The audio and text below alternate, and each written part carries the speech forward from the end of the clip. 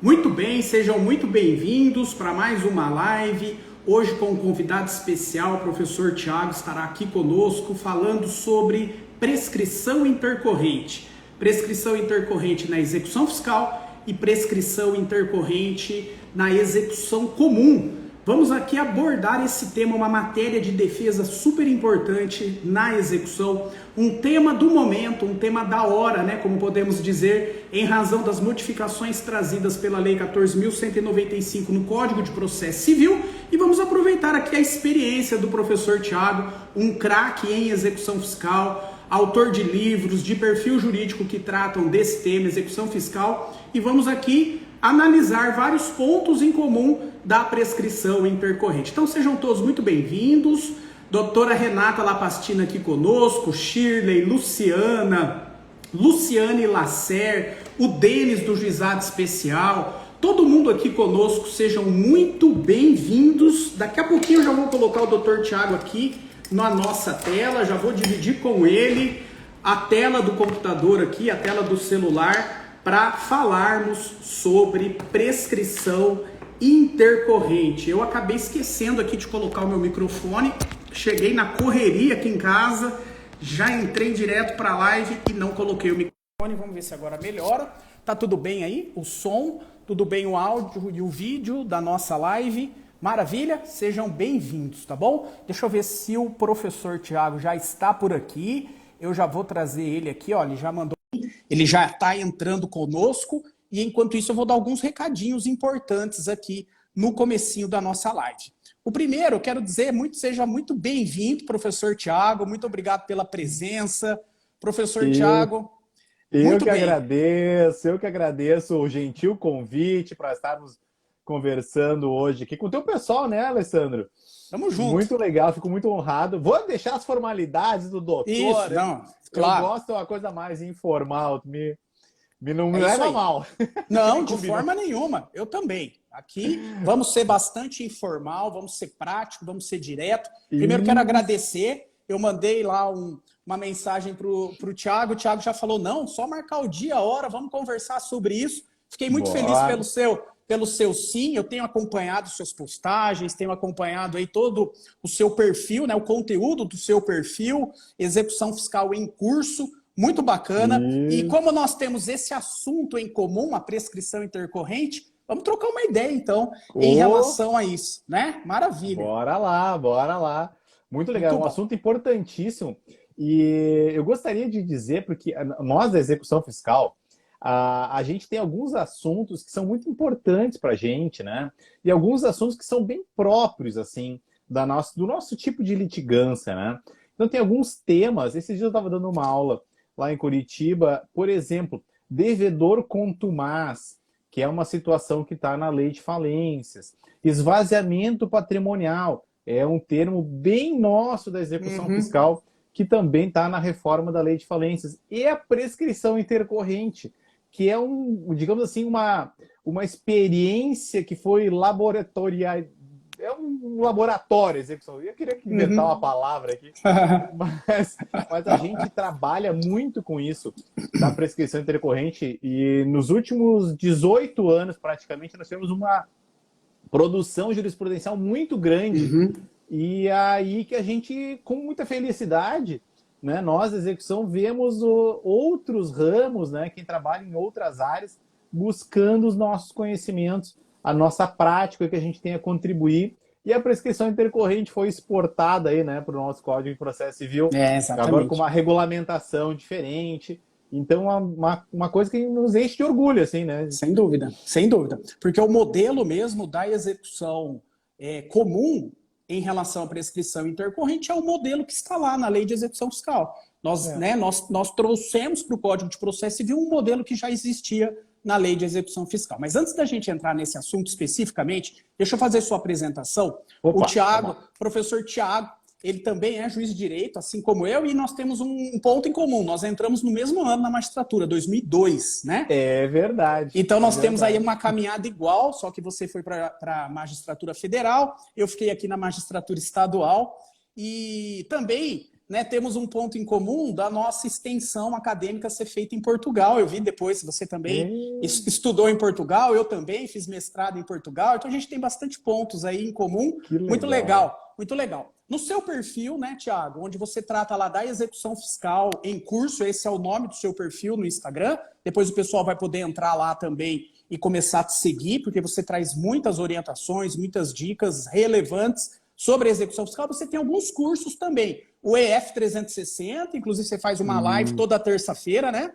Isso, o EF 360 é um curso totalmente gratuito, né? Ele consiste nessas aulas temáticas nas terças-feiras, numa live. Em algumas situações eu consigo fazer live conjunta. Quando meu contra-regra me ajuda, eu consigo fazer em todos os ambientes, mas eu coloco sempre lá no YouTube também, né? Um curso prático de execução fiscal que é o EF 360. Eu leciono com mais alguns professores convidados no TAR, que é o curso de técnicas altamente resolutivas, focado especialmente em execução fiscal e com algumas pinceladas nas cobranças tributárias como um todo. Faz um grande pacote.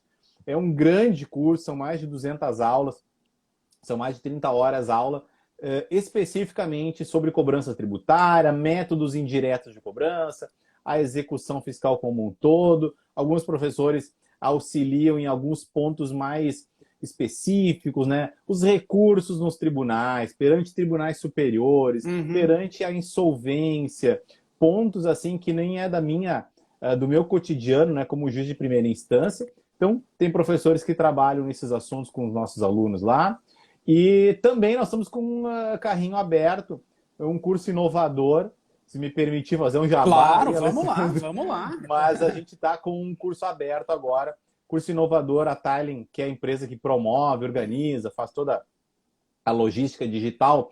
Eles me pediram e perceberam uma necessidade dos alunos e seguidores para trabalhar exceção de pré-executividade. Que também é um assunto comum a outros ramos, né?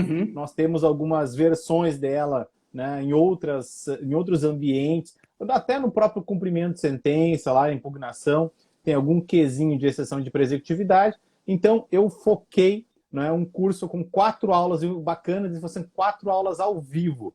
Então, vão ser 4 aulas bem condensadas, né? Então, um curso rápido e com participação ao vivo dos alunos. Claro, fica gravado, pode assistir por até um ano, aquela coisa, né? Sim. Mas vai ser um curso diferente, um modelo diferente que eu vou estar junto com o pessoal. Inclusive, vai ter para o pessoal que acompanha a gente, vai ter um cupom, Alessandro. Vou falar, maravilha. Vou falar na sequência aí cupom especial para os teus alunos e seguidores. Fechado. No final da aula a gente volta e no final da live a gente volta e você fala desse cupom. E quem quiser mais informações, depois entra também lá no perfil do professor, que é Execução Fiscal em Curso, né? Isso aí. E lá na bio, abaixo da fotografia dele, vai estar ali todas as informações, inclusive com link de acesso, tá bom? Mas a gente volta a falar sobre isso. O que eu quero agora pedir para todo mundo que está aqui conosco, o pessoal está entrando ainda, é para mandar ver o dedo no coração aí, né? Não custa nada, não é gratuita a live aqui, nós vamos trazer muito conteúdo jurídico, é só mandar o dedo aí no coração e compartilhar também essa live com outras pessoas. Para compartilhar o aviãozinho de papel, parece um triângulo aqui, uma gaivotinha, clica ali e aí vai abrir as pessoas para o seu contato, que estão online, as pessoas que é do mundo jurídico, você pode encaminhar o link e para quem recebeu o link já entra direto aqui na nossa live de hoje. Então dá essa moral para mim e dá essa moral para o professor Thiago também, porque nós vamos trazer muito conteúdo aqui durante o nosso encontro. E também quero dizer que esse perfil, como eu falo em todo começo de live, Thiago, eu acho que você fala isso também, esse perfil aqui no Instagram, o meu, do professor Thiago, é um perfil estrita e exclusivamente acadêmico. Então aqui nós expressamos toda a nossa manifestação como docente, como alguém que estuda, que tem experiência no mundo do direito, né? Não tem nada a ver com a nossa atividade como magistrado. Afinal, a magistratura nos impede, né, de analisar casos concretos. Então, tudo aquilo que a gente for trazer de informação, de ideias sobre prescrição intercorrente, hoje, é claro, é tudo no campo teórico, é tudo num campo acadêmico. Nós não vamos analisar nenhum caso concreto, porque o CNJ, né, veda, proíbe que qualquer magistrado exerça essa atividade que pode ser considerada uma mentoria, um coaching, um assessoramento, e não é essa a ideia. Aqui é um perfil exclusivamente acadêmico. Vamos falar de teoria voltada para a prática jurídica, sem analisar nenhum caso concreto. Maravilha? Muito Fechou. bem. É isso aí. Eu sei que você tem essa preocupação também, porque nós somos aí, né, regulamentados, vamos dizer assim, pelo CNJ, e a gente tem que ter esse cuidado. A gente tem as nossas limitações. Exatamente. Né? A gente tem que respeitar. Tem que respeitar as limitações, mas enfim, por hora tá dando tudo certo, graças a Deus, né? E vamos em frente. Nossa ideia aqui é compartilhar conhecimento, né? Experiência no campo estritamente acadêmico. Muito bem. Vamos entrar no tema então, professor. Eu quero, no comecinho, fazer um paralelo da ideia central da prescrição intercorrente. Para o pessoal que está nos acompanhando aqui, conseguir identificar pelo menos aquilo que é o essencial, né? Aquilo que é o mais elementar dentro desse assunto, que no campo da execução fiscal é muito bem explorado. O professor tem até uma obra que trata sobre a lei da execução fiscal comentada. Sim, né? Pegar ele aqui eu não tenho. Exatamente, tem uma obra sobre isso. Lá no campo da execução fiscal, nós temos várias doutrinas, entre as quais a do professor Tiago, que trata desse tema. Agora, se a gente jogar essa ideia para a execução comum, para a execução entre particulares, primeiro, a prescrição intercorrente é uma matéria muito recente na execução comum, porque ela veio com o Código de Processo Civil de 2015. Até o Código de Processo Civil de 2015, nós não tínhamos, no CPC anterior, nada que regulamentasse prescrição intercorrente. Veio o CPC de 2015, veio com uma redação originária, lá no artigo 921, mas logo na sequência, o ano passado, a Lei 14.195, que é de agosto de 2021, ela alterou o Código de Processo Civil e trouxe novas regras para a prescrição intercorrente. Essas novas regras são muito assemelhadas às regras da prescrição da execução fiscal, que está lá no artigo 40 da Lei de Execução Fiscal. Para a gente fazer esse paralelo, professor Tiago, dá uma pincelada aqui no conteúdo do artigo 40, aquilo que é essencial, né? A prescrição intercorrente, ela é um fenômeno exclusivo do processo de execução. Esse é um primeiro ponto. Não se confunde com a prescrição da pretensão, aquela que é do processo de conhecimento. Não se confunde com a pretensão executória, que é para dar início à execução, né? A execução por título extrajudicial ou a execução que decorre de um cumprimento de sentença. Não estamos falando dessas prescrições, estamos falando de uma prescrição cujo processo de execução já iniciou e no curso desse processo de execução surge uma situação de crise que deflagra a possibilidade da prescrição intercorrente. Tem um apanhado aqui, como que isso é tratado lá na execução fiscal, que depois eu trago aqui para a execução comum. A gente tem, né, um histórico muito rico sobre a prescrição intercorrente na execução fiscal. Porque, semelhantemente ao modelo do nosso Código Civil de 2002, meu concurso, a gente fez a prova oral já estudando o projeto, estava em vacatio legis, né? Olha, na minha prova vai ser assim, vai ser assado. Então, o Código Civil já dizia que, olha, a ajuizada ação ao longo da tramitação não corre prescrição. Ou seja, durante o curso do processo não corre prescrição. Isso vigorou na execução fiscal como uma espécie de medida de política arrecadatória. Porque até 2004 nós tínhamos uma previsão lá no artigo 40, que é a regulamentação da situação de crise da execução, aquela execução que entra numa fase de crise por não ter sido localizado ou o devedor ou bens penhoráveis, ou mesmo porque esse devedor não tem quaisquer bens passíveis de penhora. Então, a execução ou ela caminha para a penhora ou ela caminha para o artigo 40. Nós, da execução fiscal, nós trabalhamos com essa lógica. Ou é que artigo 40, ou seja, crise, e aí nós vamos suspender o processo. O caput lá determina a suspensão dessa execução fiscal para que o credor busque ou o endereço do devedor ou bens penhoráveis. Então, a gente vai aguardar.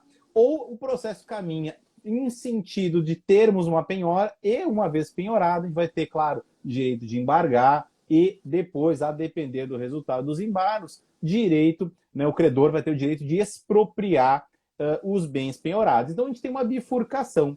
E essa crise da execução não tinha um tratamento até 2004. Os juízes tentavam, né? Eu cheguei até a tentar a extinção dos processos por prescrição intercorrente, porque a prescrição intercorrente no tributário, a gente está sempre pensando, né? O cachimbo entorta a boca, né?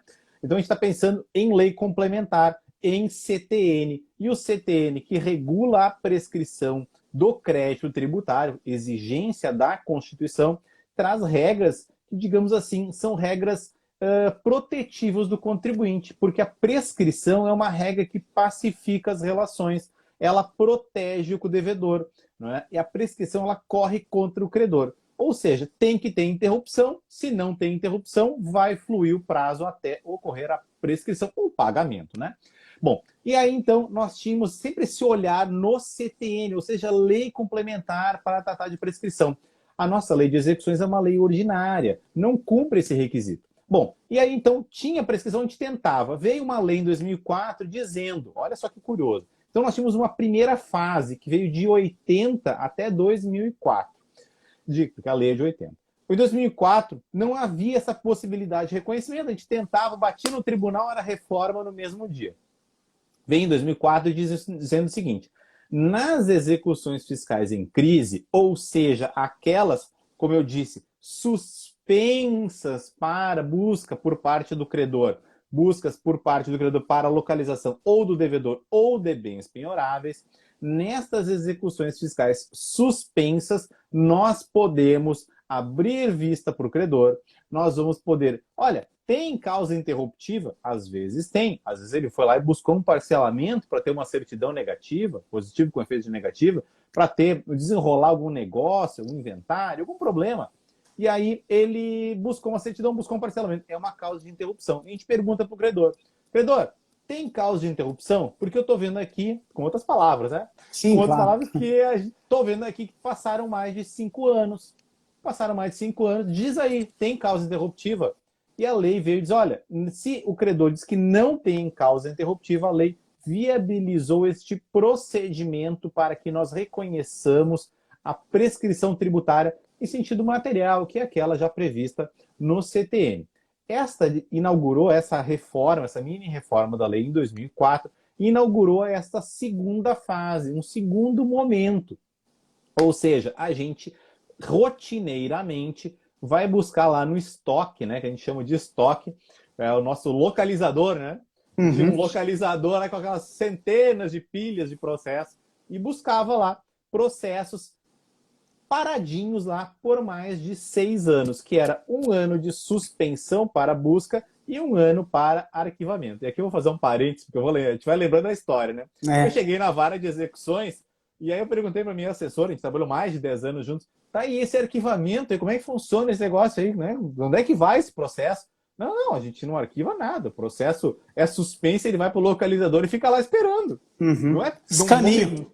Ele fica lá na prateleira, no escaninho, né? E agora fica num localizador eletrônico, no processo eletrônico. E aí ele ficava lá. A gente vai lá e busca os processos que venceram 6 anos, e, né, nessa segunda fase. Olha, diz aí, depois a lei teve até uma nova alteração para dizer que naquelas execuções de baixo valor, que era 5 mil, virou 10 mil, virou 20 mil reais, nessas execuções a gente nem precisaria ouvir o credor. A gente pode lançar a sentença de prescrição direto. Se tiver causa interruptiva, eles que apelem e aí reforma-se a sentença. Então essa segunda fase, hoje em dia eles nem querem mais. Eu tive uma reunião com os credores esses dias. Então a gente não quer essa intimação prévia, porque dá um baita de um trabalho, entrar no processo, tem que ir lá, clicar, não sei o quê. E eu controlo aqui a minha prescrição. Se tem prescrição, eu nem recorro, não manifesto, não tem problema nenhum. Então é para dar sentença direto. Bom, então tá. Essa é a segunda fase. Posso prosseguir na terceira fase? Vai lá, para a gente completar. Terceira fase, que é a fase inaugurada em 2018. Então, na segunda fase, nós tínhamos apenas prescrição nos processos suspensos, aqueles que vão lá para a prateleira e, como a minha assessora diz, a gente não movimenta mais. Ninguém nunca veio pedir nada. Agora, nós temos a terceira fase. Em 2018, o STJ julgou um recurso especial na sistemática dos repetitivos, né? Eu abrevio recurso especial repetitivo 1.340.553, de relatoria do ministro Mauro, o ministro Mauro Campos abre o voto e ele faz um apanhado, que é um apanhado um pouco mais de política judiciária do que propriamente ou estritamente jurídico. Porque nós temos uma mazela no judiciário, né? Que o maior estoque de processos do Brasil, né? A gente poderia pensar reclamatórias, consumidor, bancário. Não, é execução fiscal. Chegou a ser acima de 40% em 2018. Isso dados do CNJ. Então, nós temos esse trancamento, né, do judiciário por conta da execução fiscal. A gente vai receber agora, daqui a uns dias, a gente vai receber mais 10 mil processos cada vara, assim, porque é isso aí, né? Então, todo mundo está assoberbado. E o que o STJ, melhor dizendo, o STJ começa lá o voto, olha, a gente tem que fazer alguma coisa com isso aí, né? E isso não é tão diferente em relação às execuções, né? A execução do CPC de títulos extrajudiciais e também o cumprimento de sentença, né? A partir das reformas. Então, nós temos um gargalo no judiciário com relação às execuções. E aí ele fez olha, a gente precisa dar conta disso aqui. Nós temos uma lei, que é a lei, né? A Lei 6830, a nossa lei de execuções, que traz a regulamentação dessa situação de crise, a execução que entra em rota de crise. E a lei trata disso. Olha, nós precisamos suspender esses processos. É isso que o STJ disse. Se o processo, nós tínhamos esse movimento dos credores insistir, porque a jurisprudência não era favorável na segunda fase, né, ao reconhecimento da prescrição no processo em movimento. O processo que está indo de cá para lá. Né? Na bolsa se fala andar de lado, né? Que é aquele eletroencefalograma andando assim, né? Mas sempre de lado, né? E aí, o processo que fica andando de lado, ele não está suspenso. Ele não está paralisado, ele não está lá no escaninho. Não há inércia, né, do executante. E aí o STJ mesmo dizia, para que haja prescrição intercorrente, nós temos que ter, então são vários elementos da prescrição, mas um deles é justamente esta não cobrança, esta inércia, ou às vezes até um pouco de desídia, de descuido, desinteresse por parte do exequente, para que tivéssemos na segunda fase prescrição intercorrente. Então o STJ afastava a possibilidade de prescrição intercorrente no processo em movimentação. E aí ele disse, olha, tá demais isso aqui, tá demais, 40% não dá mais, vamos tomar uma atitude. E aí, claro, o artigo 40 regulava já a sistemática, o que deve ser feito na execução em crise. E aí começou a avançar. Olha, isso aqui não é um ato discricionário. O juiz não tem essa discricionariedade de movimentar uma execução em crise, porque a execução ela tem um regulamento, deve ser suspensa. Tampouco o credor, daí vão se construindo, né, camadas. E aí, tampouco o credor tem possibilidade de manter em movimentação um processo em crise. Então, ele foi construindo, olha, então essa execução, ela já deveria, isso é muito curioso isso, já deveria ter sido suspensa.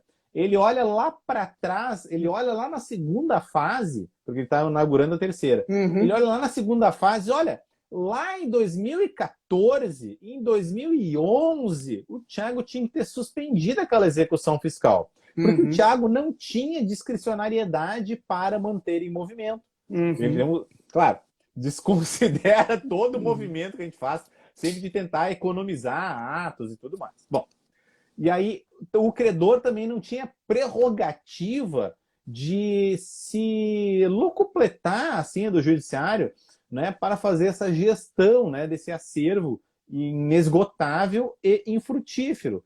Porque esse processo que está em crise, ele representa a maior parte da culpa pela nossa taxa de congestionamento. Nós temos uma taxa de congestionamento na execução fiscal muito triste, que é de 87%. Ou seja, entram 100 execuções lá para mim, ao final do ano eu vou ter delas ainda 87. É muita coisa.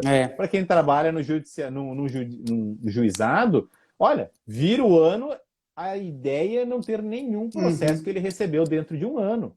Então o congestionamento é bem diferente. Então a gente tem essa mazela. E foi o STJ desenvolvendo uma série de ideias. Então esses requerimentos feitos dentro do prazo prescricional e redundaram numa efetiva constrição, e aí começou aquele desenvolvimento. Esta efetiva constrição é causa interruptiva da prescrição. E aí, os nossos amigos que estão nos acompanhando aí, eu estou lendo aqui no 174, CTN não tem penhora como causa interruptiva da prescrição intercorrente. Não tem mesmo, não está lá. E tem que ter lei complementar, tá? Mas não tem lei complementar. Então, o que ele fez? Uma medida de política, dizendo, olha, esta penhora previne aquela tal desídia, aquela inércia, porque a prescrição é um instituto multimilenar. Nós, do tributário, o tributário é um direito de sobreposição, né? Ele foi recolhendo elementos de vários ramos, né, para formar essa coxa de retalhos, que é, como diz um professor meu lá de Portugal, um direito obrigacional qualificado. E é um direito obrigacional. E a prescrição está dentro da teoria geral das obrigações. É um instituto multimilenar, não é uma invenção do tributarista. Porque a prescrição exige uma série de requisitos. Dentre eles, são 5, 6 no tributário, essa não cobrança. E olha, está prevenida a não cobrança porque nós encontramos uma penhora. E lembra quando eu disse que nós temos uma bifurcação, ou o processo caminha para artigo 40, ou ele caminha penhora, embargos e leilão. É um caminho. Olha, tem penhora, mudou a rota, vai para o leilão. Né? E o STJ não tratou disso aí. Né? Tem uma lacuna nesse julgado, ele tem uma lógica muito boa, mas ele tem uma lacuna. Ele não trabalha o que deve ser feito nessa execução, que, por exemplo, penhora lá 2 caixas de rolamentos, ou 300 trajes sociais masculinos, um terno, né, lá em 98. E aí, tem penhora ou não? Ou uma impressora, que está aqui do meu lado, foi feita uma penhora de uma impressora. Será que essa impressora, um eletroeletrônico, é uma efetiva penhora, bem sujeita a uma acelerada desvalorização, depreciação, que não tem colocação em leilão? Ar-condicionado, estou com o meu ar-condicionado ligado. Ar-condicionado sempre teve uma boa aceitação em leilão. Então, talvez ar-condicionado seja uma efetiva constrição. E aí foi uma série de casuísticas que a gente pode trabalhar que não estão tratadas, né, na jurisprudência do STJ, porque, afinal de contas, o STJ não se manifesta sobre fatos, né, sobre teses jurídicas, e também não está ainda esgotado nas jurisprudências dos tribunais de apelação. Esse conhecimento é um conhecimento que está aqui, tá no nosso ambiente. No dia a dia, né?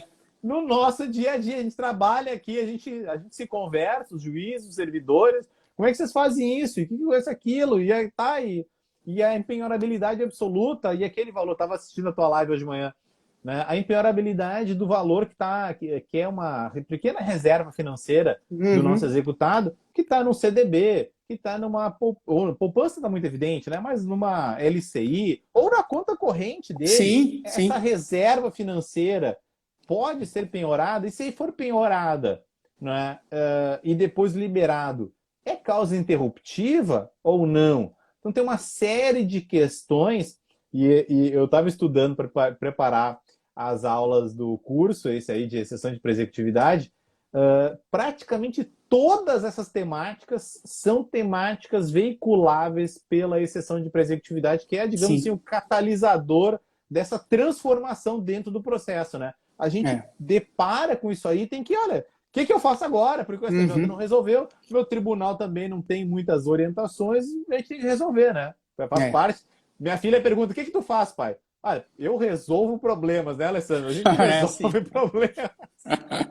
E vão arrumando cada vez mais, né? E a gente tem que resolver cada vez mais. Mas a ideia é essa mesmo, né? E essa terceira fase, Thiago, que é a fase que vem pós-RESP 1340-553, esse julgado de efeito repetitivo, ele esclarece alguns pontos, né, em relação à prescrição intercorrente lá na execução fiscal. E o legislador da 14.195 pega essa ideia e traslada ela para a execução comum, alterando o 921 do CPC.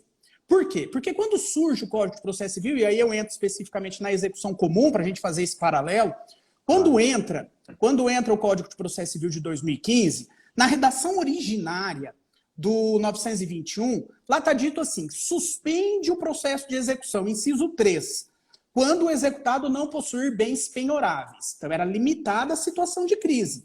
A suspensão do processo vai acontecer quando o executado não tem bens para penhora, não foi localizado bens passíveis de penhora. E aí você ia para o parágrafo 1º do 921, ele dizia assim: o juiz suspenderá a execução pelo prazo de 1 ano, durante o qual também fica suspenso a prescrição. Decorrido o prazo de 1 ano, sem manifestação do exequente, o processo de execução volta a correr e começa a contar o prazo da prescrição intercorrente. Decorrido o prazo da prescrição intercorrente sem nenhuma manifestação do exequente, ou seja, se o exequente permanecer inerte, aí a prescrição está prevista, está reconhecida no caso concreto, o juiz vai extinguir a execução. O que faria com que uma execução não fosse extinta por prescrição intercorrente? Teve a situação de crise, não localizou bens à execução, o exequente foi intimado e ele permaneceu inerte. Se ele permaneceu inerte, o processo fica suspenso por até 1 ano.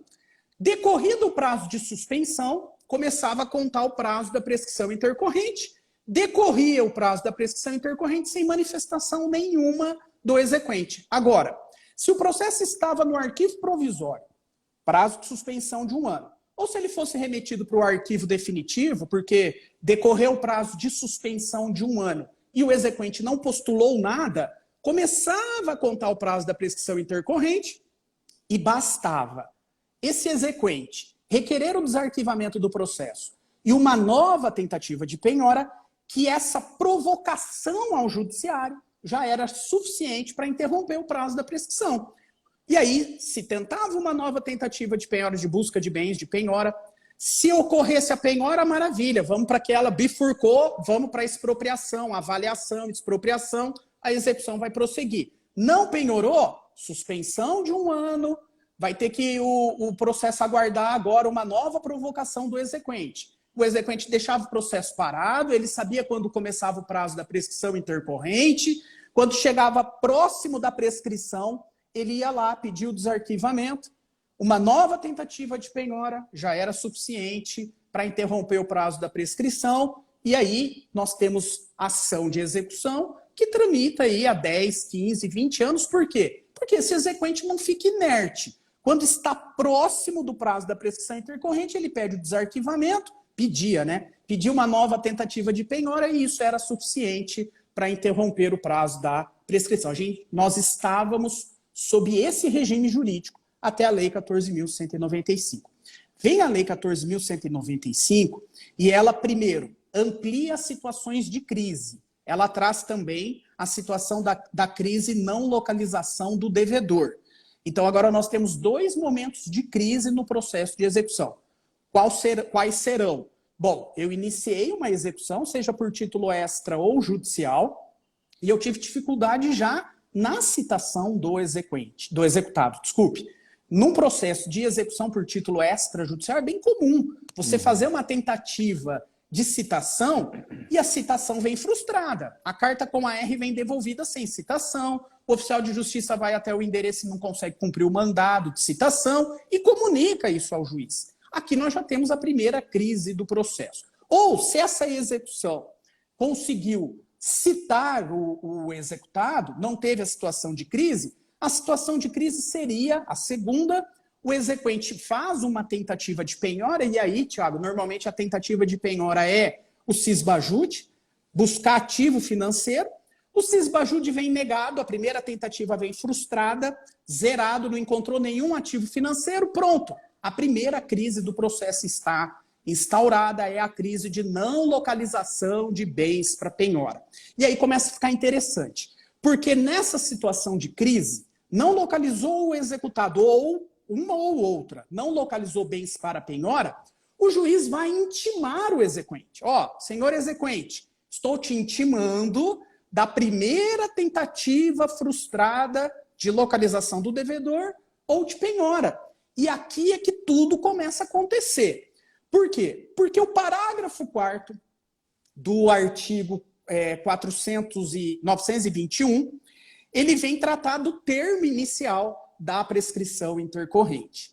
Só que aqui nós temos que fazer uma análise baseada no próprio entendimento do STJ de que, com a intimação do exequente da primeira tentativa frustrada de localização do devedor ou de localização de bens para penhora, quando esse exequente é intimado disso, na verdade se operam dois efeitos.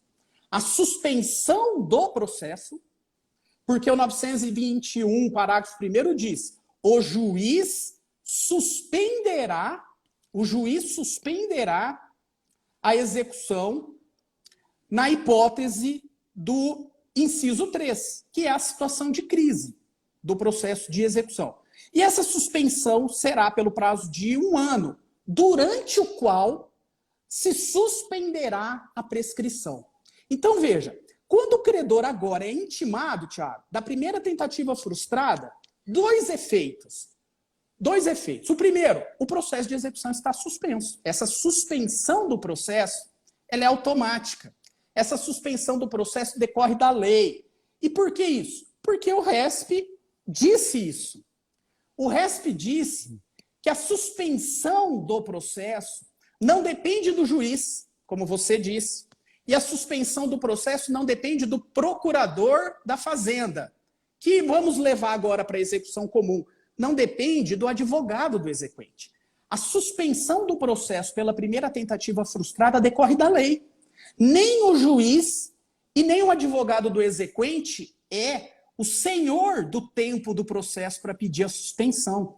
E não sou eu que estou dizendo isso. Quem está dizendo isso é exatamente o RESP. 553, né? 1.340.553. Lá ele está dito assim, ó, eu acho esse acordo interessante por isso. Ele diz assim, eu estou lendo agora esse julgado.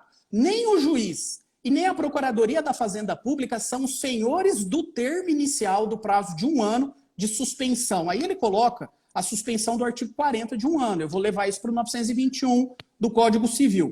Quando o artigo diz o juiz suspenderá, não cabe ao juiz ou à Procuradoria, o advogado do exequente, a escolha do melhor momento para o início da suspensão do processo. A suspensão do processo é automática. É automática, ela já ocorre automaticamente com a primeira tentativa frustrada. E agora? Bom, agora de duas uma. Esse exequente foi intimado. Ou ele vai ficar com o processo suspenso por até 1 ano, e se o processo está suspenso, não começa a contar o prazo da prescrição intercorrente, porque o processo está suspenso, ou ele não quer que o processo permaneça suspenso. Ele quer dar andamento ao processo. Basta que esse exequente intimado da primeira tentativa frustrada peticione. Peticione indicando um novo endereço para citação, ou se a outra for a crise, peticione requerendo uma nova tentativa de penhora. E a partir do momento em que ele dá andamento ao processo, a suspensão automática que existia do processo deixa de existir, o processo volta a correr, volta a tramitar e começa a contar o prazo da prescrição intercorrente. E agora vem a grande novidade. Começa a contar o prazo da prescrição intercorrente, vai depender do título, diferente da execução fiscal, que a prescrição intercorrente sempre é 5 anos, que é o prazo da prescrição da execução fiscal. Na execução comum vai depender do título, cada título tem um prazo, o prazo será o mesmo, né? Súmula 150 do Supremo Tribunal Federal. Começa a contar o prazo da prescrição intercorrente. E o que vai interromper o prazo? A efetiva penhora. Ele pode tentar aqui, esse exequente, 1000 diligências, Thiago. Ele pode tentar 1000 tentativas de penhora. Nenhuma das tentativas fará a interrupção do prazo da prescrição, a não ser a efetiva penhora. Penhorou, interrompeu. Não penhorou, e ele está tentando, ele não está inerte. E aí é que vem aquilo que você estava dizendo. Nós mudamos o regime da prescrição agora. Nós estudamos há milênios que a prescrição ela é a perda pelo decurso do prazo da pretensão de exigir do judiciário algo, né? No caso aí, a pretensão, a ação. E exigir do judiciário que aquele meu direito violado seja reparado. Isso decorria da inércia. Se eu não exerço essa pretensão no prazo previsto na lei, ocorrerá a prescrição e eu vou perder né, essa pretensão. Eu não vou poder exigir isso do Poder Judiciário, apesar de eu ainda ter o direito. Eu ainda tenho o direito, mas eu não posso exercer esse direito judicialmente. Eu não posso exercer a minha pretensão por uma ação. Para isso, eu tinha que ser inerte. Agora, não. Agora, essa questão da inércia, né, que fundamenta a prescrição, ela não existe mais. Porque na prescrição intercorrente, pós-Lei 14.195, frustrada a primeira tentativa de penhora e intimado o exequente dá andamento à execução, depois que ele deu andamento à execução começa a correr.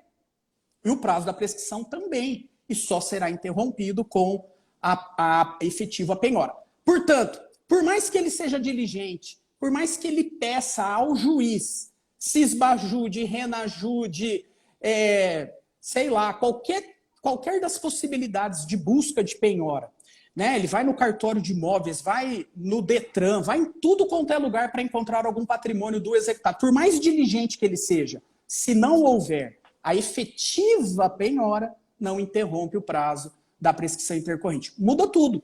Muda toda a regra do jogo, né? E aí, a lei, quando ela vem, a Lei 14.195, e altera o 921 do Código de Processo Civil, ela traz essas ideias da Lei de Execução Fiscal, quanto à suspensão do processo por 1 ano, quanto à questão do início do prazo da prescrição intercorrente. Ela traz aqui os mesmos termos, né? Mas ela é lacunosa. Essa efetiva penhora, como você bem colocou, tem que ser uma penhora suficiente para a garantia da dívida exequenda ou não? Porque eu posso ter uma dívida de 100 mil reais e penhorar um bem cujo valor de mercado dele seja de 20 mil reais. Né? E tem a penhora de um bem avaliado em 20 mil reais. A minha execução é de 100 mil. Essa penhora, ainda que incompleta, vamos dizer assim, ela interrompe totalmente o prazo da prescrição intercorrente ou ela interrompe parcialmente? Porque esse exequente, ele terá que diligenciar ainda no processo de execução para fazer um complemento da penhora. A penhora não é suficiente. Se esse bem for levado à asta pública, e na melhor das hipóteses, né, quando isso acontece, e a gente sempre reza para isso acontecer, esse bem é vendido em asta pública, o valor da arrecadação vai ser insuficiente aqui para a extinção da execução, para a satisfação da obrigação que está no título. Mas ele interrompeu o prazo da prescrição lá quando foi feito? Essa é uma questão que está em aberto aqui também, na execução comum. Na execução fiscal, talvez o regime seja diferente, e eu não sei, eu quero fazer essa pergunta para você, porque na execução fiscal, para poder embargar, por exemplo, tem que ter a penhora, né? Tem que ter uma penhora para embargar na execução fiscal, coisa que na execução comum não precisa, a não ser que você queira que esses embargos tenham um efeito suspensivo. Só para ter o efeito suspensivo é que o embargante precisa de uma prévia penhora, de um prévio arresto ou, né, de uma garantia em juízo. Mas na execução fiscal já é diferente. Para embargar tem que ter a penhora. Essa questão, Thiago, como que está sendo resolvida nas execuções em relação à quantidade do bem penhorado? Excelente questão, porque a gente tem muita dessa casuística, né, na primeira instância. Nesse seu exemplo aí foi uma penhora de 20%. Né? Uma penhora de 20%, a gente não pode considerar uma penhora irrisória. É uma penhora insuficiente, né? Uma penhora parcial. Né? A gente precisa ter uma penhora completa, suficiente, integral. Né? Até um 185A do CTN exige que, quando a gente faz esse esbajude no tributário, seja um esbajude até o valor do crédito. Bom, bem disse que é necessário um reforço dessa penhora e no tributário nós precisamos iniciativa do exequente para buscar o reforço da penhora. Mas nós temos mais alguns achados que a gente vai cozer para formar uma ideia. O STJ diz o seguinte, e na nossa lei, né, eu considero na execução, sou juiz de execução, eu considero que o princípio da responsabilidade patrimonial é o mais importante para nós da execução.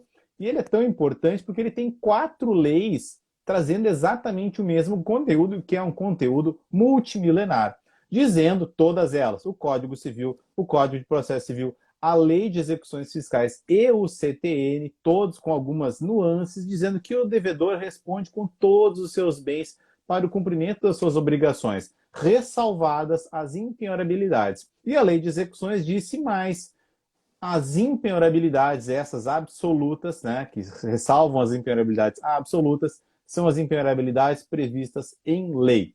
Portanto, só temos reserva contra a penhora quando tem previsão em lei. Mas, diz o STJ, mas ele avança. Olha, penhora insuficiente não está protegida por regra de impenhorabilidade. Mas penhora irrisória não é hipótese de impenhorabilidade. Por quê? Porque exige-se lei, e não tem lei dizendo que a penhora irrisória é impenhorável. Né? Ficou meio feia a construção, mas deu a ideia. Então, eu posso penhorar numa execução fiscal de 100 mil reais um notebook de R$ 1.000? É uma dúvida, é uma dúvida.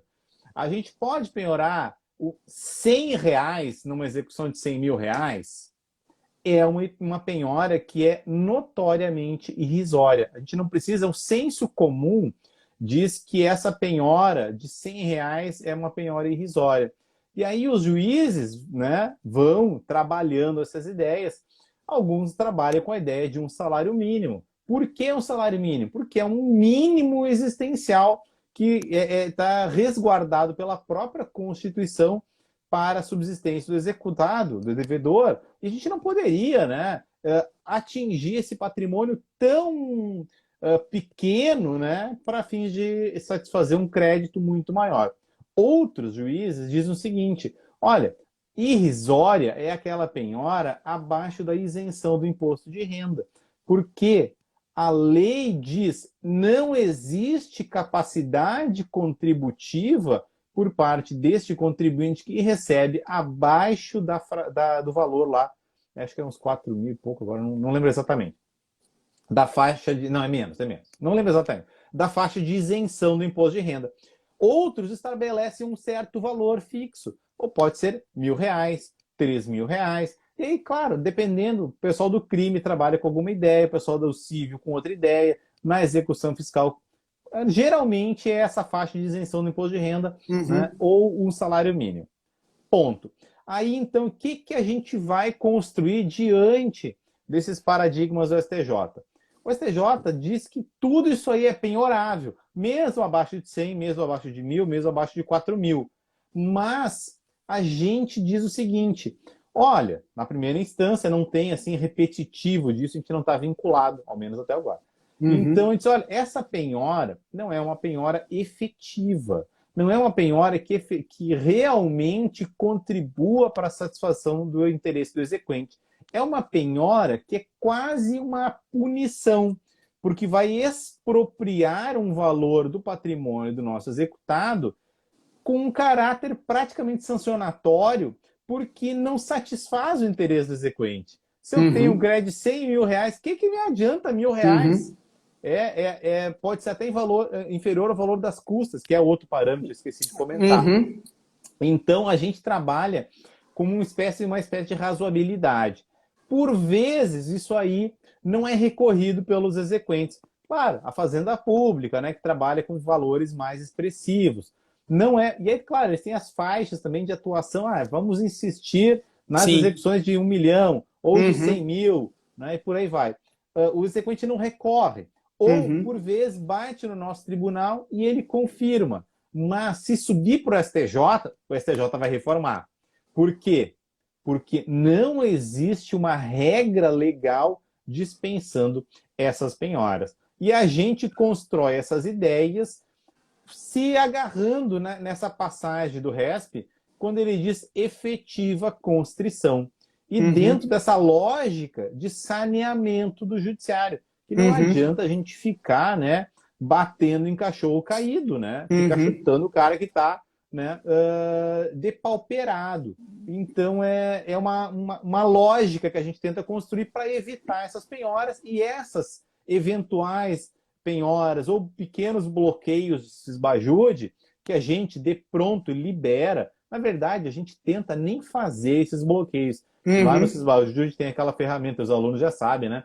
Que é de requisição de informações.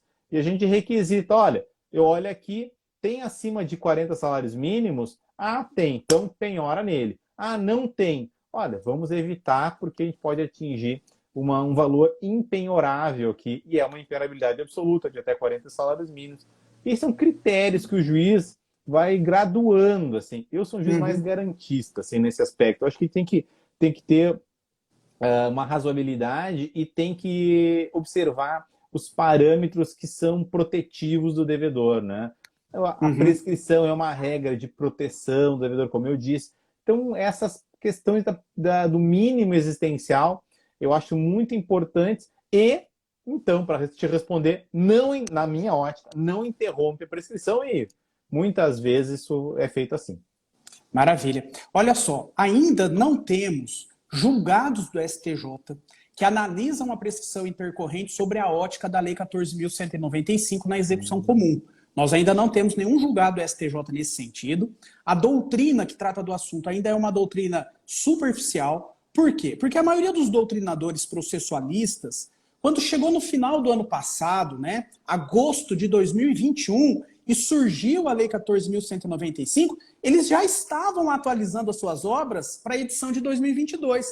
E eles precisavam entregar a atualização das obras até o final do ano para as editoras publicarem a partir de janeiro deste ano, 2022. Então eles tiveram muito pouco tempo para se debruçar sobre a Lei 14.195. Então, até a nossa produção doutrinária quanto à Lei 14.195 ainda é muito tímida. Durante todo o ano foi muito tímida em relação a isso. Alguns artigos na internet, mas nada muito assim consubstancioso, de aprofundamento, né?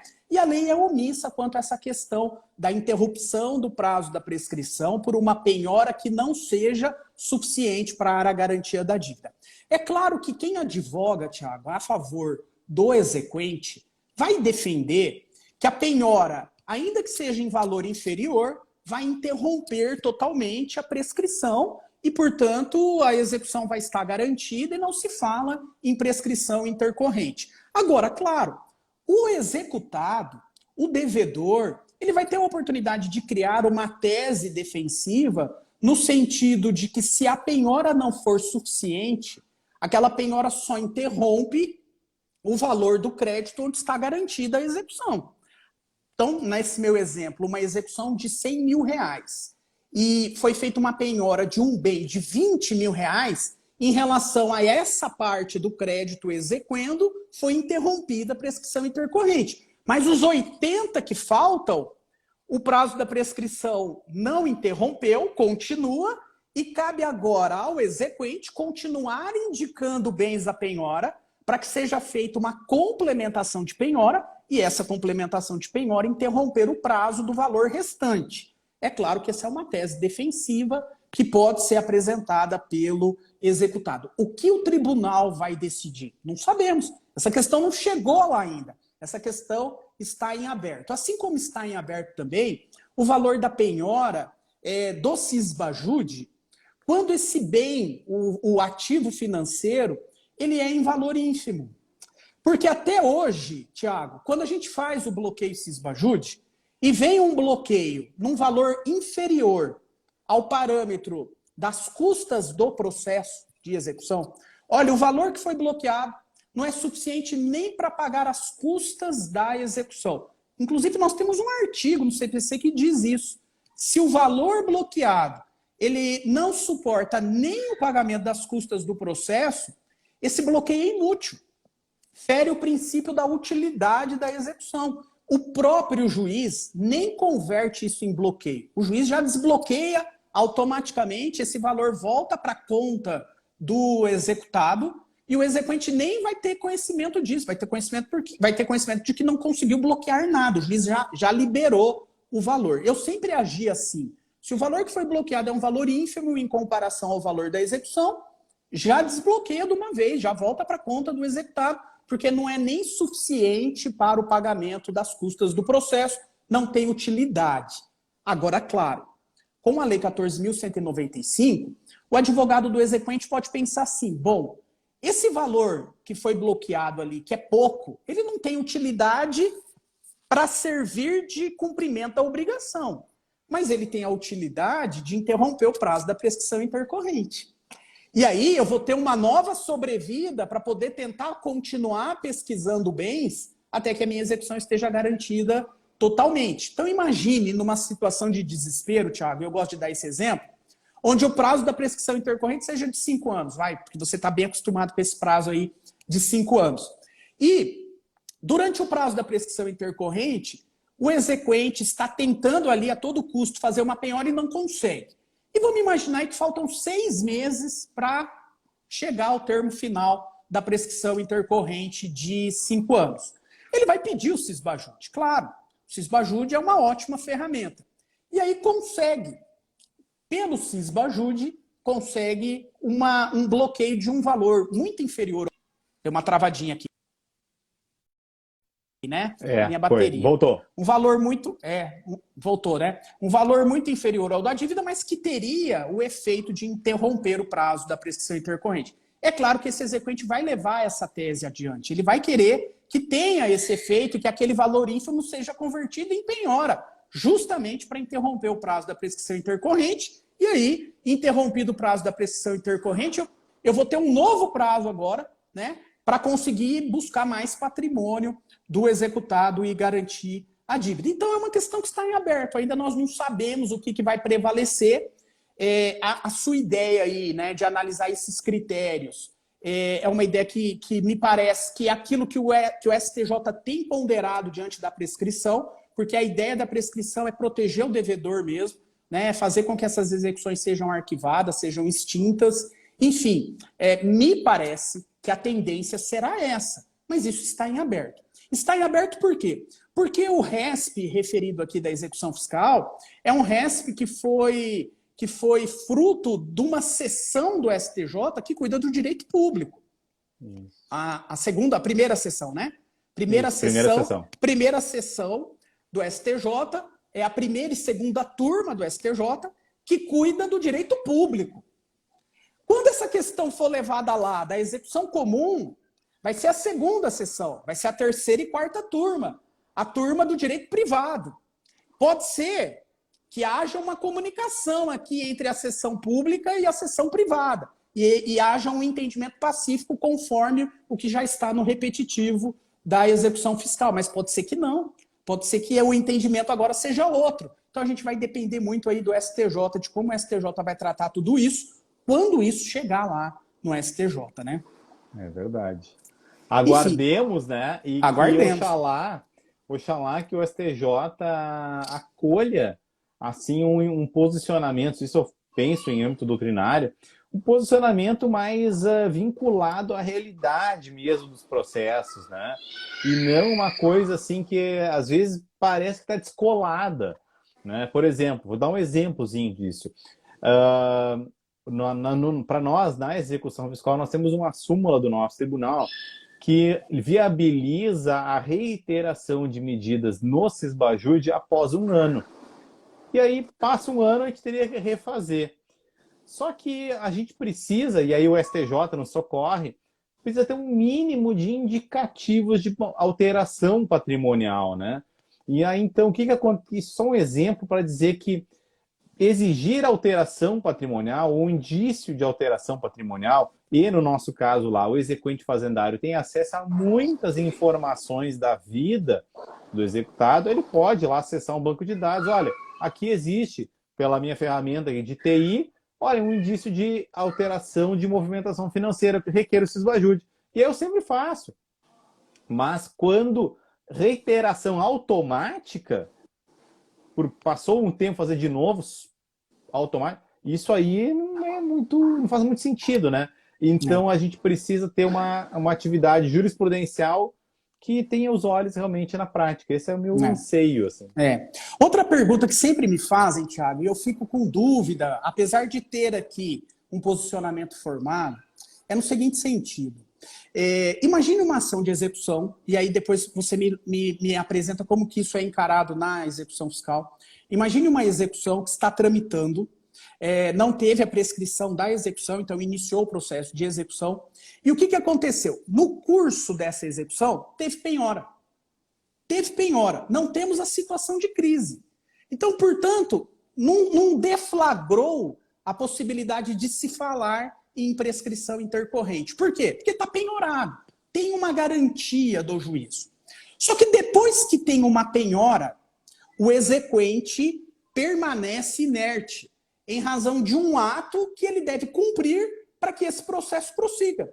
Imagine, ele deixou de cumprir as diligências de juntar ao processo a matrícula atualizada do bem imóvel, ou de pagar uma diligência para uma avaliação, ou de fazer uma perícia avaliativa desse bem e ele não impulsiona o processo nesse sentido. Ele é intimado para dar andamento à execução, a execução está garantida, e ele não faz isso. E o processo fica parado, fica parado. Se esse processo fica parado pelo tempo da prescrição intercorrente, é possível reconhecer a prescrição intercorrente sem essa situação de crise, não localização do devedor ou não localização de bens à penhora? Essa é uma questão que está em aberto também. Eu não sei na execução fiscal. Com certeza, é um tema em aberto no STJ, né? Porque, como a gente disse, é uma situação lacunosa. O precedente, né? E com as suas variadas teses, tratava ou situação de crise ou a gente caminha para a expropriação. É muito comum na execução fiscal o exequente ter a penhora de uma caixa de rolamentos, umas roupas, 3 metros cúbicos de areia, umas coisas assim que não interessam muito para o exequente. Mas ele também não tinha lá no passado autorização para dispensar essa penhora. Aí o Tribunal de Contas está em cima, tinha as normas internas, enfim, corregedoria. Todo mundo quer, né, se proteger. Bom, o que acontece? Então ele não dispensava essa penhora e, de outro lado, ficava tentando outra medida. Agora eu quero uma suspensão para que eu oficiar para os registros de imóveis. Ou eu quero um Bacenjude. Aí veio o Cisbajude. Ele quer outra providência, ele não se satisfez com aquilo ali e ele fica protelando, né, levar aquele bem a leilão. Ou tem outras situações. A gente vai constatar que aquele bem que a gente bloqueou, por exemplo, no Renajude, é um veículo sucateado. Ou ele teve um acidente, né? Ou um furto, ou ele já foi recolhido por conta de um débito, um outro débito, né? Uma outra execução. Ele foi vendido e não foi transferido, né, pelo adquirente.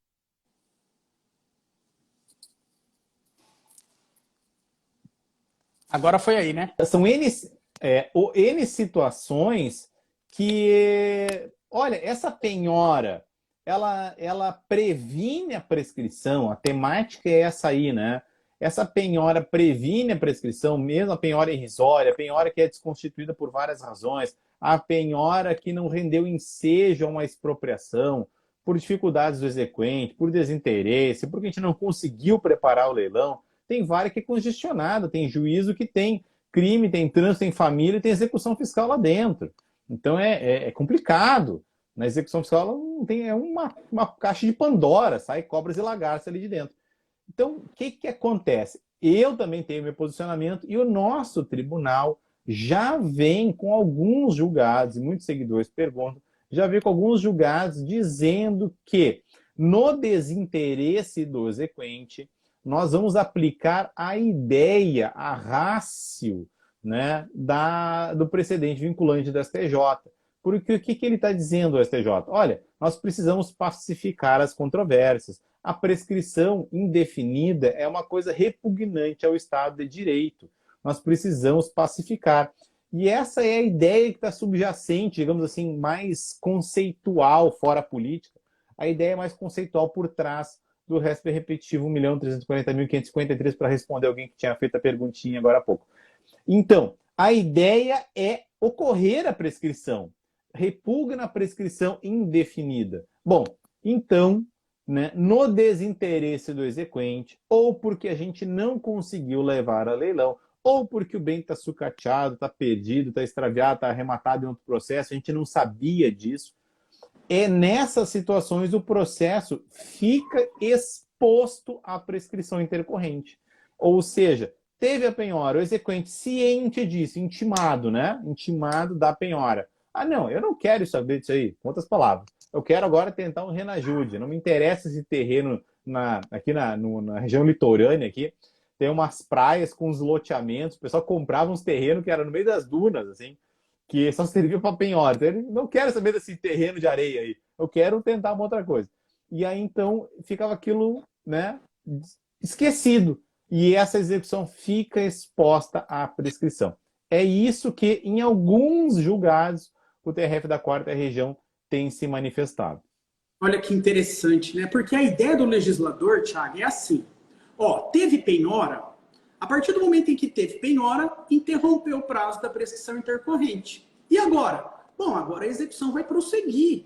E a execução vai prosseguir, não tem situação de crise. Se não tem situação de crise, não começa um novo prazo da prescrição intercorrente. O bem penhorado vai ser avaliado, as partes vão manifestar sobre a avaliação, vai dar a oportunidade ao exequente de adjudicar ou alguém legitimado. Se ele não quer adjudicar, ele vai optar por qual a forma de expropriar o bem. Se for uma venda judicial, o juiz vai nomear a leiloeira ou a empresa que vai fazer o leilão, vão ser publicados os editais, vão ser feitas as intimações, esse bem vai ser levado à asta pública e vai haver a venda do bem.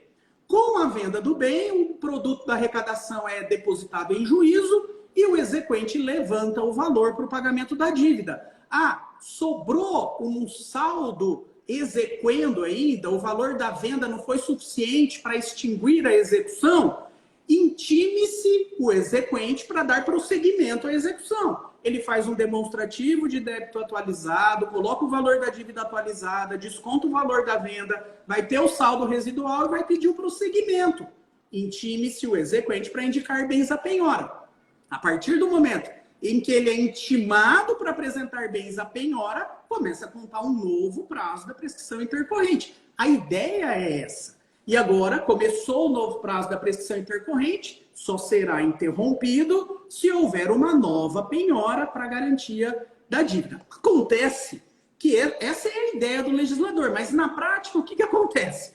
É feita a penhora, talvez o bem não seja um bem interessante para ser levado à asta pública, porque está sucateado, porque é um bem que não vai ter interessado na arrematação, e o credor fica tranquilo. Bom, eu estou tranquilo aqui, porque eu não vou dar andamento na execução, tenho uma garantia, não estamos em situação de crise, não vai começar a contar o prazo da prescrição intercorrente.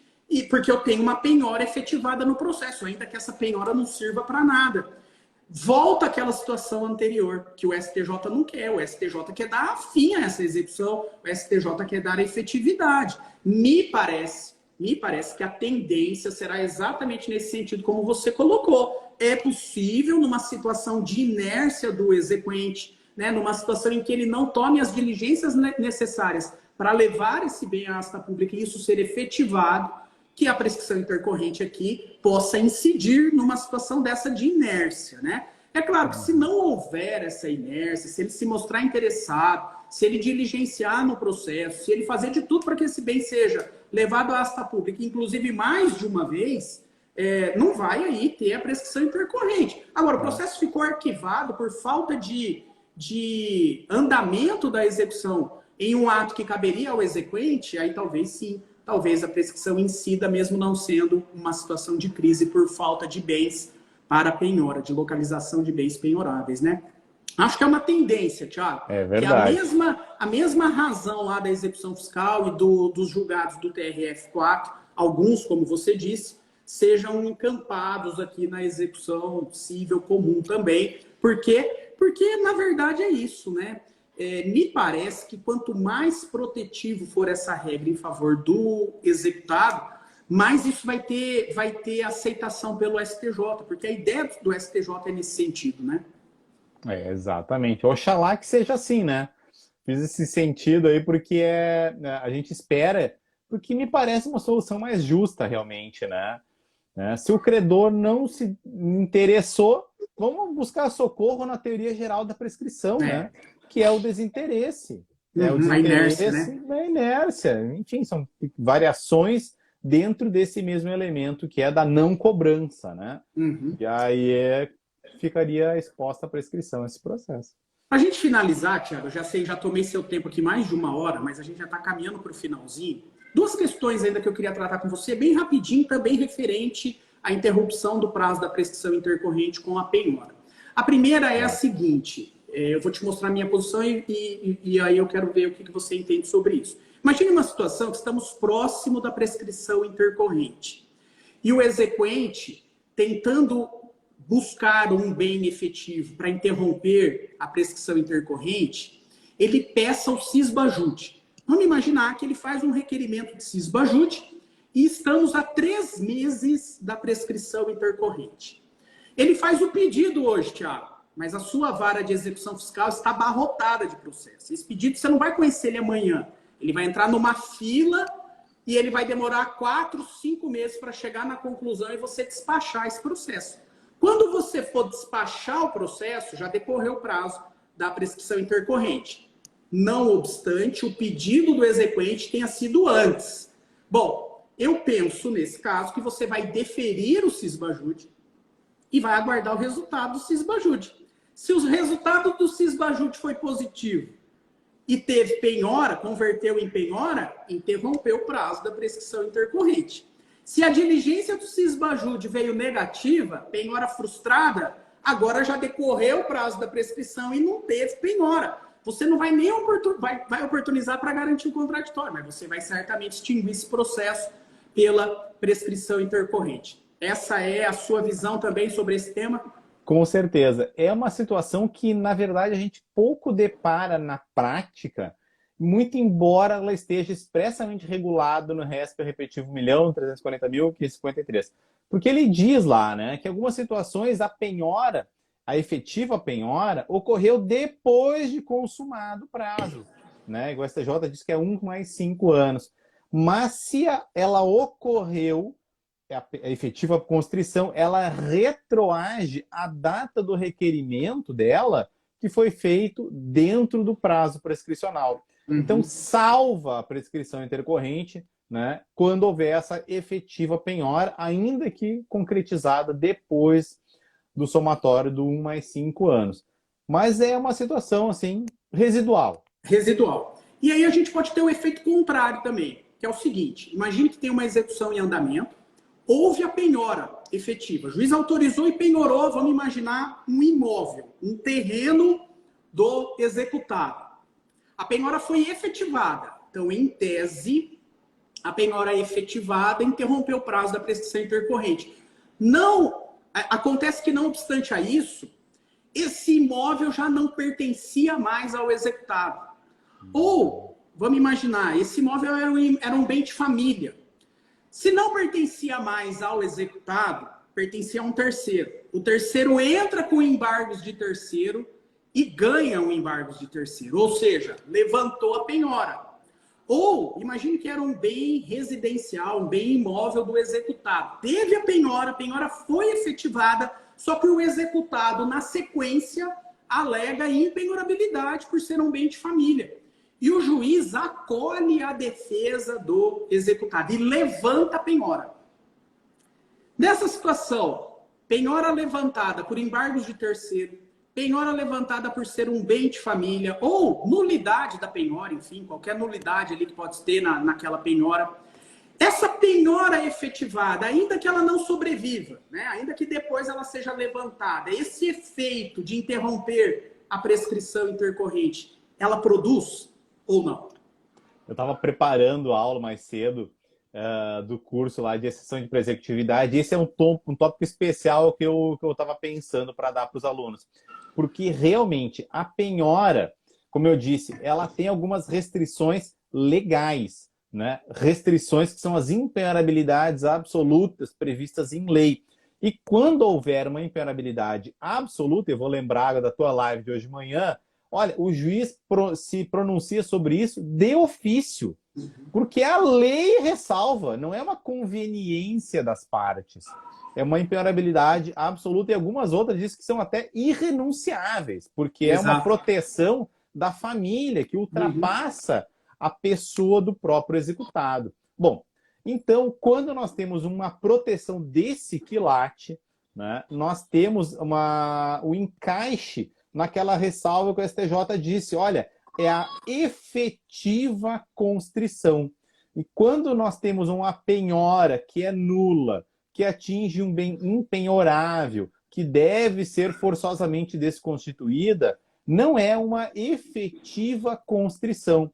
Então, na minha ótica, isso já tem uma produção jurisprudencial um pouco maior, né? Porque nós temos ou uma impenhorabilidade absoluta, e para entrar no teu caso da alienação, nós temos, por exemplo, a súmula 84 do STJ, para dizer que este terceiro que tem uma promessa definitiva, né, uma compra e venda, um título que ele não registrou, pode ser uma escritura pública que ele não registrou porque não tinha dinheiro, qualquer documento desses que tinha potencialmente outorga um direito real ou direito real de aquisição, alguma coisa do tipo, isso protege este terceiro adquirente. E aí, então, nós vamos fazer respeitar esse direito real de aquisição na execução fiscal, ainda que destituído de registro, e aí vai ser levantada a penhora deste bem. Na mesma situação, então, nós tampouco teríamos uma efetiva constrição. E aí, então, tanto a penhora do bem impenhorável, quanto da penhora que foi alienada,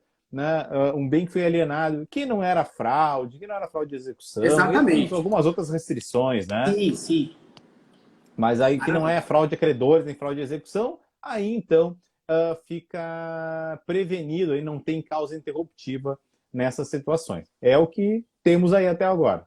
Pois é. E olha, tudo isso nos leva a crer que como é importante, né, o advogado do executado, Thiago, dominar tudo isso, porque olha que Oh, baita matéria de defesa numa execução, né? Você é. conseguir extinguir uma execução em favor do seu cliente porque há uma prescrição intercorrente. E quantas posições aqui nós trouxemos, né, de situações práticas que isso pode ficar evidenciado num caso concreto, né? É uma baita matéria de defesa, é uma baita matéria para a gente poder fazer muitas lives sobre ela. É, E foi muito bacana trocar essa ideia aí com você em relação a tudo isso. Quero te compara agradecer já, desde já. compartilhar esse conhecimento, porque é um conhecimento, quando eu escrevi o livro, foi a pedido de seguidores também, porque muitos desses conhecimentos não estão disponíveis na literatura. É, Ou porque a literatura trabalha uma coisa mais dogmática, mais teoria, né? E esse negócio que onde a gente trabalha, né? O nosso campo de batalha é o pinga-fogo, né? A gente tem, eu é, sempre brinco, eu tenho 3 minutos para resolver um problema, tem que olhar o processo, saber pensar as informações pertinentes e resolver. é. Então, e esse conhecimento resolutivo da prática que eu tento sempre compartilhar e realmente é decisivo, né?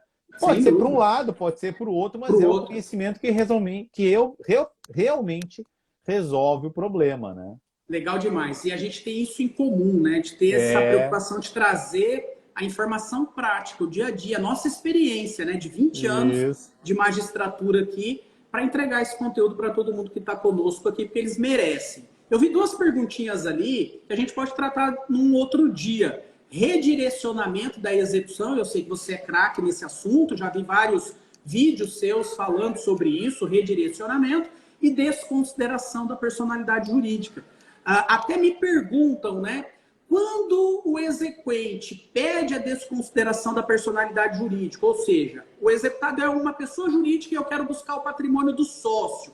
Esse pedido de desconsideração da personalidade jurídica interrompe o prazo da prescrição? Não, não interrompe, porque ainda não teve penhora. Né? É, Precisa ter penhora para interromper o prazo da prescrição intercorrente. Ou seja, o incidente de desconsideração tem que tramitar, porque o sócio tem direito de defesa, ele vai ser citado para claro. apresentar defesa no incidente, e se for acolhido o pedido de desconsideração, o terceiro, que é o sócio, ingressa na execução comum. E aí, patrimônio dele responde pela dívida, mas tem que ter penhora do patrimônio dele para interromper a Claro. prescrição. Só a desconsideração não é suficiente. Exatamente. Só É o isso aí, mero né? pedido não é. O Exatamente. mero pedido de desconsideração não é suficiente. Tiago, foi muito legal, muito obrigado, viu, mais uma vez. E eu que Vamos fazer uma outra agradeço. dobradinha aí. O dia que você Vamos, precisar vamos. lá no seu perfil também, fico à disposição, tá certo? Comente aí com Ah, o pessoal esse carrinho que está aberto, essa oportunidade de curso que você está aí oferecendo essa semana. isso. O pessoal perguntou do livro, ó. O livro é bem fácil. É Lei de Execuções Fiscais comentada e interpretada. Tem a venda na Amazon, né? É da Quartier Latam, que editorou o livro. Fiquei muito feliz com a acolhida. É uma acolhida muito assim, afável do projeto, é um sonho. Tá na Amazon lá o livro para você. Tem também no destaque do meu perfil, tem ali. E lá no destaque também tem, na bio, na verdade, tem o link lá para as inscrições, as matrículas do curso, que é um curso realmente inovador, de exceção de presectividade, mas não é aquela coisa para contar do Pontes de Miranda, ou para contar porque é uma construção, não sei. Não, não, não, não, não. É assim, ó, é pegar, tá, e agora como é que é isso aqui na prática? O que eu Uhum. alego? O que é a matéria? O que a jurisprudência resolve? E, assim, na exceção de prescritividade, nós temos a súmula 393 do STJ, e o próprio STJ vem expandindo os limites para além da súmula 393, que é lá, é possível a exceção de prescritividade das matérias de ordem pública conhecíveis de ofício e que não demandem dilação probatória. É isso aí que disse o STJ, mas nós temos uma vastíssima produção, como temos também com relação à prescrição intercorrente, que é também uma das principais alegações defensivas através da exceção de prescritividade. A gente vê erros, né? A gente vê assim carências, a gente vê assim inseguranças. O pessoal me pergunta e é isso, como é que os tribunais decidem, né? E aí então é um curso bem de prática, né? Não tem modelo propriamente, que a gente não pode, né, infelizmente, distribuir Uhum. modelos, mas é um curso de exceção de prescritividade aplicada, eu chamei de 4.0, porque realmente é uma revolução nesse instituto que é muito importante para a gente da execução, porque na execução nós temos a exigência de penhora para embargar. Então a exceção de prescritividade ela se super valoriza, né? Ela tem uma importância realmente muito grande. Tá com o carrinho aberto, vou deixar um cupom para os teus alunos e teus Tá. amigos, seguidores, que é o EPE 10. EPE, que é de exceção de pré-executividade, 10 10. para ganhar 10% de desconto. É um curso baratinho, são 4 aulas, um ano para você assistir, 4 aulas ao vivo comigo, né, pelo Zoom. Top. E então fica o convite para você usar, né, distribuir para o teu pessoal aí o EPE 10, Maravilha. que é o nosso cupom. Vou Te pedir para o agradeço muito. Denis, vou pedir para o Denis colocar aqui aí, ó. O pessoal já colocou EPE 10. Isso. Deixa eu fixar aqui um pouquinho o comentário. Vamos ver se vai dar certo aqui. EPE 10, fixar o E comentário. Deixa eu ver se eu consigo aqui. tá Acho que fixado, ó. agora sim, acho que agora foi. E vamos falar para o pessoal fazer um print aí da nossa live, né? Isso, eu quero fazer também. Vamos fazer um print aí da nossa live. Duro que agora você está aí no meio do EPE 10, mas aí vai ficar legal, que daí eu coloco ali o link Isso, para o isso. código. Vamos fazer assim. Maravilha, vamos fazer esse link. E eu quero também, Thiago, o pessoal vai publicar aí nos stories, vai marcar o Thiago, execução fiscal em curso, vai marcar o meu também, e nós vamos republicar aqui no nosso stories, tá bom? E eu quero te confessar uma coisa. Show. Esses dias atrás, eu estava estudando para prescrição intercorrente, eu fui encontrar o Zé Andrade. E cheguei na sala do Zé Andrade, o seu livro estava em cima da mesa dele. Aí eu peguei e falei Ah, assim, eu cara, eu tô mandei louco para. atrás desse livro, me empresta, que eu preciso estudar, eu tô vendo execução fiscal. E ele falou assim para mim, cara, eu recebi o livro hoje, eu ainda nem fiz um vídeo de agradecimento pro Thiago, eu vou postar. E até eu falei, não, cara, eu preciso do livro, me empresta aqui. Eu peguei e tá comigo. Eu Tá vou com a mandar sua um para ti. dedicatória Eu aqui, não te ó, para mandei um ele. ainda. Ao Vou mandar doutor um para. José Andrade, eu tô com o livro. Tá, eu vou mandar um para ti. Então, depois no WhatsApp eu te peço o endereço aqui, faço todo o gosto. Eu achei que eu já tinha te mandado, porque eu Não, tô não, gentil para você falou vários. para mim, Thiago, você pegou meu endereço, foi uma coincidência. Depois disso, Tá, você me mandou um WhatsApp pedindo meu tá. endereço e falou que ia mandar o livro para mim, tá? Ah, Então, já, deve tá. tá, já falou, já te mandei, deve estar Eu tudo vou olhar certinho. no rastreio então, para ver Ah, onde é que fica tá. tranquilo, o livro deve estar para chegar. Mas eu já Deve estava com o estar. livro do Zé aqui. Assim Tá. que chegar o meu, eu devolvo o dele e aí ele vai fazer um vídeo para você, tá? Mas o dele tá comigo aqui, ó. Tá. Não, eu peguei teu endereço, então eu vou dar uma Pegou. olhada. Eu tenho o cupomzinho do Correios, deve estar a Não, caminho aí. Vou fica tranquilo, checar. você pegou, você foi super gentil. Você falou, vou te mandar o meu livro também e tal. Eu passei meu endereço, tá tudo certo, fica tranquilo. Tá, joia. E Então tá amanhã, o bom. Brasil, qual que é seu palpite aí? O que, que vai dar? Puxa vida, olha, essa Copa tá com tanta zebra, hein? Pois é, você Tá viu? quase, tá quase. Vamos chutar uns 2-0 pro Brasil, né? Quem 2 a sabe? 0. Vamos ter um pouco de esperança. Vamos ver. Eu tô chutando assim 1 a 0 também, um jogo mais difícil, 2 a 1, porque o time é o da Sérvia, né? É um time Bacana. bom, né? Diz que É. é o time mais difícil do grupo. E é um primeiro Ui. jogo, né? O primeiro jogo é sempre mais Sim, complicado, tá todo mundo mais nervoso. Vamos ver o que, que vai dar. é. Eu Amanhã sou a gente sabe. um otimista por excelência. Então vamos manter os 2-0, que é É, bastante bom, diante de resultados aí, né? pois Surpreendentes. é. Lewandowski perdendo gol, Argentina, Alemanha perdendo Pois pro é. Japão. Lewandowski me matou no meu bolão aqui. Eu tinha jogado 1 a 0 para a Polônia, fez o pênalti, falei, pô, vou Vou cravar. arrebentar. Vou arrebentar nesse jogo. Me derrubou. E o Te Japão arrebentou. derrubou todo mundo também, né? O Japão? pelo amor de Meu Deus. Deus do céu. Mas tá bom, vamos ver. Tiago, Vamos ver. obrigado, viu, cara? Um grande Obrigado, abraço meu para querido. você. Uma ótima noite. Muito obrigado aí pela sua gentileza. Tamo junto. Que precisar também, estou à disposição, tá bom? Show. Um Obrigado, grande pessoal, que abraço a todos aí que acompanharam. ficaram conosco também. Uma ótima noite. Dúvidas e inquietações podem compartilhar lá no Execução Fiscal em Curso. Tenho todo gosto em ajudar. Eu também. No meu direct também fiquem à vontade. Se eu puder, eu ajudo sem problema nenhum. Uma ótima noite a todos. Valeu demais, viu? Valeu, Grande pessoal. abraço, Thiago. Valeu. Abraço. Tchau, Tchau, tchau. tchau.